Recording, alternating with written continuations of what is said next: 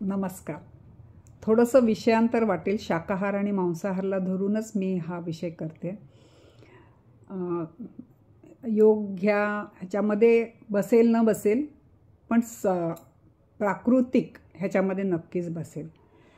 निसर्गाचा सगळ्यात जास्त ऱ्हास जर कोणी केला असेल किंवा निसर्गाचं संतुलन बिघडवायचं काम सगळ्यात जास्त मनुष्य करतो. चांगले शोध होतात हे मान्य आहे, पण ते शोध होता होता अनेक दुष्परिणामही निसर्गावर होतात. मी म्हणाले की माणसाला कुठल्याही परिस्थितीत तगण्यासाठी देवाने एक शक्ती दिलेली आहे. म्हणजे माणूस थंड प्रदेशात सुद्धा स्वतःला कसं प्रोटेक्ट करून राहायचं ही बुद्धी त्याच्याकडे आहे. त्याचप्रमाणे एकदम गरमीच्या प्रदेशात सुद्धा तो जगू शकतो. त्याच्याबद्दलही मग तो शोध लावतो, एअर कंडिशन वगैरे, फ्रीज वगैरे अशा पद्धतीने, आणि आपलं जीवन सुसह्य करायचा प्रयत्न करतो. ह्या एका प्रयत्नामध्ये अजून तुम्हाला माहीत आहे का,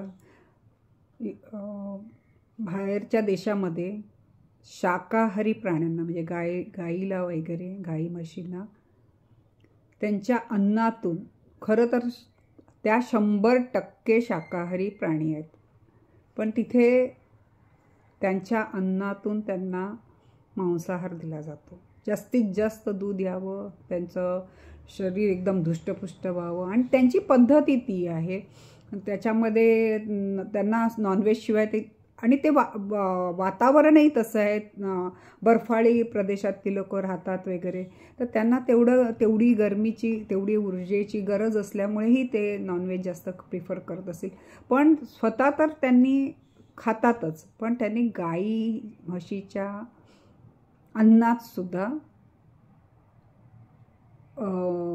मांसाहार मिक्स करून द्यायला सुरुवात केली. आता अशा पद्धतीच्या अन्नाचं सेवन केलेल्या गाईचं दूध जे येतं ते मांसाहारीमध्येच गणणार अशा पद्धतीचं येतं. त्यांच्यातले इन्ग्रेडियंट आपल्या देशी गाईपेक्षा वेगळं असतं. मग त्या गाईचं दूध जे आहे ते अतिशय जाडं येतं, त्याची मलईसुद्धा अतिशय जाडी येते.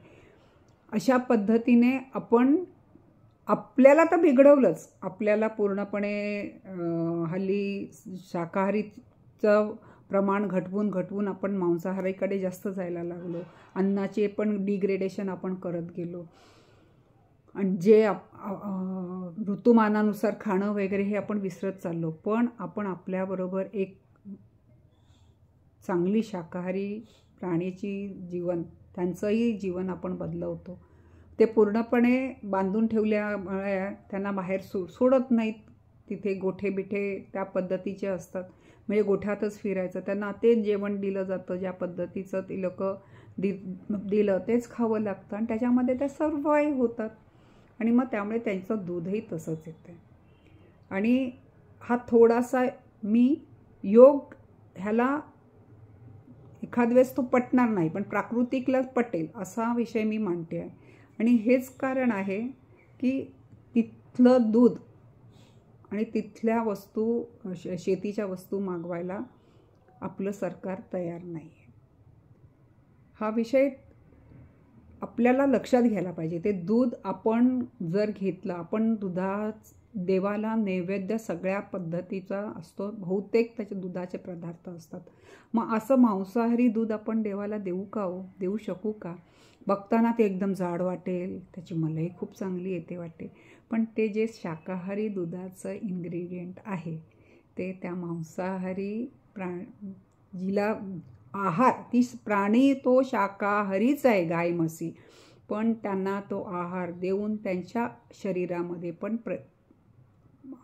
फरक येतो, त्यांच्या दुधातही फरक येतो. मग ते जाडजूड दूध येतं, मलई जास्त येते, पण ते आपल्या जे एक पॅरामीटर आहे दुधाचं, त्या पॅरामीटरला योग्य नाही, आणि ते शाकाहारी दूध म्हणून मोजताच येणार नाही. आपण माझं ऐकून घेता याबद्दल मी तुमची खूप आभारी आहे.